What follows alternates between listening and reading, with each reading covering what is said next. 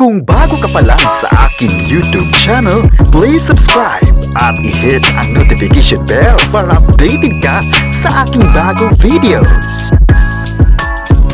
Bagong kaganapan sa Kim Pao sa Cebu. Tinutukan bakit masaya ang mga fans sa taping nito. Ang buong kwento, alamin.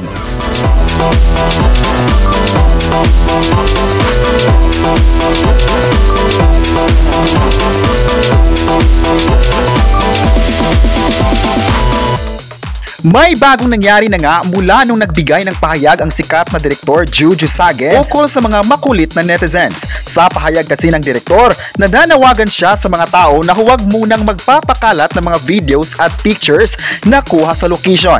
Ginawa raw ito para mas mapaganda ang buong kwento ng The Alibi. Nakatulong ang panawagan ng mga nagmamahal kina Kim Chiu at Paolo Abilino, pati na ang mga tao sa likod ng seryeng The Alibi na kinukunan ngayon sa Cebu. Unti-unti ay natutong makinig ang mga dumadayong fanny sa location nila. Kasi nga, nang malaman ng lahat kung nasaan ang Kim Pao, biglang-bigla ay dumami talaga ang mga dumadayo. Nagbabantay, nanonood sa tiping nila at nakakaluka lang na kahit ang mga eksena na hindi pa dapat makita ng publiko ay pinopost agad. Pero yun nga, ayon sa chika ng ilang taong namasyal sa tiping nitong Sabado, medyo nagbago na ang sitwasyon. Ayon pa ng isang fan, dumaan raw siya sa location at in fairness, obedient na ang mga fans. Tahimik na ang mga tao pero matraffic pa rin dahil maraming ang tao. At least raw medyo hindi napasaway ang mga fans. May mga dagdag na rin ng mga traffic enforcer. Bantay sarado din sina Kim Chiu at Paolo Abilino. Close guarded ang Kim Pao. Dahil dito ay marami na sa mga fans ang masaya dahil nagkaroon na ng pagbabago sa daloy ng tipping ng sikat na tambalan ngayon sa bansa. Marami talaga ang nagmamahal sa dalawa at patuloy na sumusuporta sa Kim Pao ng bansa. Ang ginawa lang naman ng production ay para maging protektado ang mga bida at maging ang exclusivity ng mga eksena na di pa pwedeng ilabas sa publiko. Dahil din sa paghigpit na ito ay makakatulong sa mga gagawin pa ng Kim Pao sa mga susunod na taping nila sa Cebu. Una na ngang sinimulan ang pagkukuha ng mga eksena sa Cebu at marami pang mga bigating eksena ang susunod na masisilayan ng mga fans. Gigil din ang mga fans sa mga pasabog ng dalawa sa kani-kanilang physical appearance dahil nakita ng mga fans na nagkaroon sila ng maikling buhok. Mapapansin din na mas sweet ang dalawa sa tiping mula pa sa pagdating sa airport at hanggang sa lugar kung saan sila mananatili. Trending talaga ang pangyaring nabago na ang daloy ng taping. Mas aasahan pa ng lahat na marami pang mga fans ng Kim Pao ang dadalo sa mga locations nito. Hindi naman talaga sila makakapaghintay na mapapanood nila ang iniidolo sa TV screen. Kaya ganoon na lang ang pagkakasabik nila na makita ito ng personal. Ngayong hapon ay mas dadami pa ang makikinood sa mga gagawin ng sikat na tambalan ngayon sa bansa. Pasabog kung pasabog talaga ang Kim Pao sa mga viewers at fans. Nagustuhan nila ang mga bagay na mahal sila ng dalawang kapamilya stars. Ipinakita kasi ni Kim Chiu at Paolo Abilino ang love at support din nila sa mga fans. Naging active din sila sa pag-hi sa mga fans at makikita ang ngiti kapag makakasalubong sa mga fans. Kaya isa ito sa mga bagay na nagustuhan ng mga fanny. Sa mga susunod pang mga kaganapan sa taping ay mas marami pang mga eksenang kukunan. Wala pang anunsyo kung kailan sila magsistay sa Cebu. Pero ang sure na ay ang aabangan ng mga viewers dahil malapit na itong ipapalabas sa ABS-CBN. Mas pinadalingan nila ang proyekto para mapapanood na ito ng mga taong nagmamahal sa Kim Pao. Sa social media naman ay di na mabilang ang mga taong nagbibigay ng mensahe na nagustuhan nila ang The Alibi serye at ang mga buhok ng mga bida.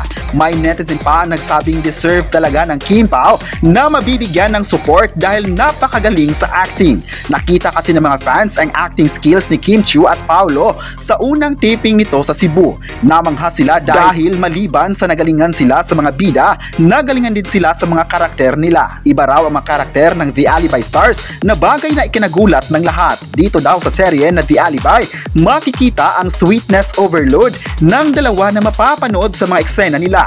Ayon pa ng mga fans, masaya sila dahil pinili ng production na magtiping sa Cebu.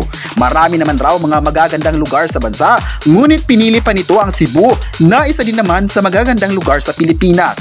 Ayon naman ng ilang netizens, nagulat talaga sila sa bagong serye ng Kim Pao dahil pagkatapos ng pagbabalik ni Paolo Abilino sa Star Magic ay sunod-sunod agad ang preparation nito sa The Alibi serye hanggat nagkaroon agad ng taping na ikinagulat din ng mga fans. Nagustuhan nga nila dahil mas minadali ng ABS-CBN ito at dito na nga nagduda ang mga fans na maipalabas na ito sa mga susunod na buwan. Wala pa kasing anunsyo ang ABS-CBN kung kailan pero maugong na ngayon sa social media na posibleng ipapalabas ito sa buwan ng August. Alam naman ng lahat na aabangan ito ng mga fans ngayong taon. Maalalang nagkaroon sila ng big stint sa showbiz sa mga movies at serye noon na nagmarka talaga sa mga viewers. Marami sa mga fans ang nagsabing di kalibre ang The Alibi at ito ang susunod na project nila na mabibigyan ng award sa taong ito. Maalala ngayon pa lang ay mainit na ang suporta ng tao sa serye. Abang-abang na lang mga kapresko. Sa kabilang banda naman ay trending sa online world ang pagtatagpo ng mga karakter ni Seth Fidelin at Francine Diaz sa teleseryeng Sins of the Father. Kahit na nagsagutan agad ang mga ito, ay marami ang kinilig sa nasabing scene at pinuri rin sila ng mga netizen dahil sa mas mature na atake ng dalawa sa mga bagong lang karakter na sina Arisa Trinidad at Enzo Rivera. Hindi nga lang ang netizen ang pumuri sa Fran-Seth love team, pati na rin ang mga co-star nila sa serye ay bumilib sa kanila. Ayon pa ni Gerald Anderson, magiging proud ang dalawa sana sa show na ito dahil hindi naman raw biro ang mga role nila. May kissing scene raw ang dalawa at hirit pa ni Gerald Anderson na sana hindi ito scam. Pati ang batikang direktor na si Direk FM Reyes, masaya raw sila nakatrabaho ang kapamilya actress. Marami din kasi sa ngayon ang bumilib sa kanila. Hindi lang ang mga tao kundi pati na ang mga kasamahan sa industriya ay bilib sa ipinakita nila sa show. Wala naman raw problema na sila ang pinili ng direktor dahil alam nilang magagaling ito. Noon pa man ay ipinakita na nila ang lahat para sa mga taong patuloy na nagmamahal sa kanila. May mga fans na nagsabing nagalingan sila kay Francine at Seth dahil sa kanilang successful serye noon, kabilang na ang Kaninang Ginto, Dirty Linen at marami pang iba. Marami din sa mga fans ang umaasang sana mapapanood pa nila ito sa mga bigating project ng ABS-CBN. Pero alam naman ng ABS-CBN kung gaano sila kagaling. Wala na silang dapat pang patunayan dahil sa mga projects pa lang ay nagulat na ang lahat. Marami pa talagang aabangan ng mga fans sa Fran-Seth dahil sunod-sunod na ang kanilang mga exposures. Hindi talaga nahinto at nababakante ang dalawa sa mga gagawing projects sa bansa. Ngayong taon, ang Sins of the Father ay ilan lang sa mga proyekto na gagawin nila sa ABS-CBN.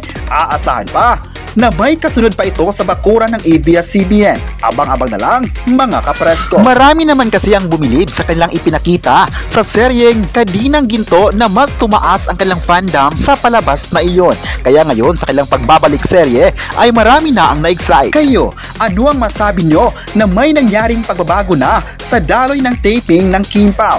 I-comment na kung excited kayo sa dalawa at huwag kalimutang i-subscribe ang ating YouTube channel.